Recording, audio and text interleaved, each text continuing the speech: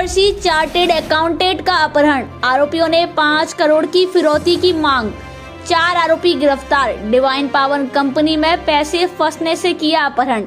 40 वर्षीय chartered accountant Bhushan Arora का 17 जनवरी की दोपहर को अपहरण कर लिया गया था। उनकी पत्नी मेघा अरोड़ा ने एक अज्ञात व्यक्ति के खिलाफ भारतीय दंड संहिता की धारा 364A फिरौती के लिए अपहरण के तहत मामला दर्ज कराया था। 19 जनवरी को पवई पुलिस स्टेशन में मामला दर्ज किया गया था, जिसके चलते मुंबई पुलिस की कड़ी कार्रवाई के तहत महज 5 दिनों में 4 आरोपियों को नवी मुंबई से गिरफ्तार कर लिया गया। पुलिस रिपोर्ट के मुताबिक 17 जनवरी को दोपहर 2:45 पर भूषण अरोड़ा काम करने के लिए घर से निकले और फिर घर नहीं लौटे। 18 जनवरी को दोपहर 1:30 बजे उनकी पत्नी ने पवई पुलिस स्टेशन में औपचारिक शिकायत दर्ज कराई। उसी दिन रात 8:30 बजे उसके पति के नंबर से एक कॉल आई, जिस पर उसने 5 करोड़ की फिरौती की व्यवस्था करने का निर्देश दिया और मामला दर्ज न करने का आग्रह किया। उन्होंने उल्लेख किया कि वह किसी अनिकांत जैन से पैसे मांगेंगे और किसी तरह उन्हें धन उपलब्ध कराने के लिए मना लेंगे। बोलते समय उसने उसके पीछे से एक आवाज सुनी, हमने उसके साथ अच्छा व्यवहार किया है, चिंता ना करें, हम उसके दोस्त हैं। अरोड़ा ने उसे आश्वासन दिया कि वह 30 मिनट बाद दोबारा फोन करेगा, लेकिन उसने ऐसा नहीं किया। आखिरकार वह फिर से पुलिस के पास पहुंची। 19 जनवरी को अरोड़ा की पत्नी को उसके पति के मोबाइल से एक और कॉल आई। इस बार एक अज्ञात व्यक्ति ने बात कर उन्हें बताया कि उनके पति ने 15 करोड़ रुपए का नुकसान किया है और 5 करोड़ रुपए की मांग की है। शिकायतकर्ता के अनुसार उसके पति ने 4 व्यक्तियों के साथ सौदा किया था। अक्षय शाह, अरोड़ा के रिश्तेदार राहुल येवले, दत्ता पारुलेकर और दत्ता चवाड़, इन सभी ने उसे धमकी दी थी। उसका मानना था कि इनमें से एक व्यक्ति थे, उसका अपहरण कर लिया है और फिरौती मांग रहे हैं। हालांकि उसने एक अज्ञात व्यक्ति के खिलाफ मामला दर्ज कराया। DCP zone ten Datta Nalawade ने एक प्रेस कॉन्फ्रेंस में खुलासा किया है कि अपहरणकर्ताओं की डिवाइन पावर कंपनी में पैसे फंसने की वजह से आरोपी अमोल महात्रे उम्र 41 साल, निरंजन सिंह उम्र 32 साल, विधिचंद यादव उम्र 31 साल, मोहम्मद सुलेमान उर्फ मोनीब शेख उम्र 20 साल को नवी मुंबई से गिरफ्तार किया गया है।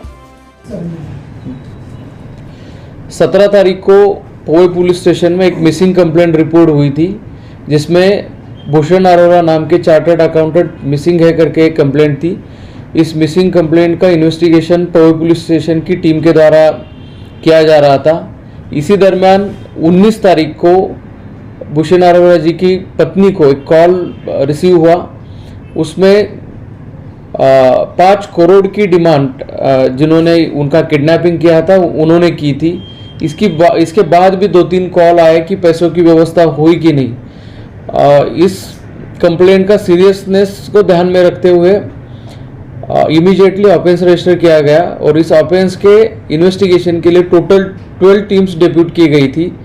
टेक्निकल इन्वेस्टिगेशन और फील्ड वर्क, इसके बेसिस पे अब तक इस ऑफेंस में हम 4 लोगों को अरेस्ट कर चुके हैं। जिनका अबडक्शन हुआ था वो चार्टर्ड अकाउंटेंट, उनको भी सही तरीके से बचाया गया है और अबडक्शन के लिए यूज किया गया व्हीकल और बाकी चीज़ें इसमें जब्त की जा चुकी है।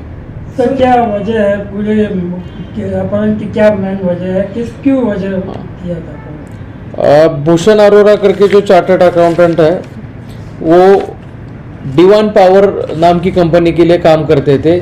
ये कंपनी 2020 में रजिस्टर हुई है, जिसमें बहुत से कॉमन लोगों ने इन्वेस्टमेंट की थी। इस कंपनी के लिए ट्रेनिंग लेना और बाकी चीज़ों का काम भूषण अरोड़ा करते थे। बाद में इस कंपनी ने अपने जो इन्वेस्टर्स हैं उनको कुछ भी रिटर्न्स नहीं दिए, उनके पैसे डूब गए। इसके बारे में थाना में और न्यू मुंबई में 2 ऑफेंसेस दाखिल है। तो ये जो एक्यूज है उनके भी पैसे इस कंपनी में इन्वेस्ट किए गए थे। तो इन्होंने, अगर इनका चार्टर्ड अकाउंटेंट का हम अबडक्शन करते हैं तो हमारे पैसे वापस मिल जाएंगे, इस ऑब्जेक्टिव से उनका अबडक्शन किया था। नाही, आरोपींवर कोणतेही गुन्हे दाखल नाहीत। यांनी स्वतःचे पैसे परत मिळवण्यासाठीच हा गुन्हा केलेला आहे। बॅकग्राऊंड क्या है?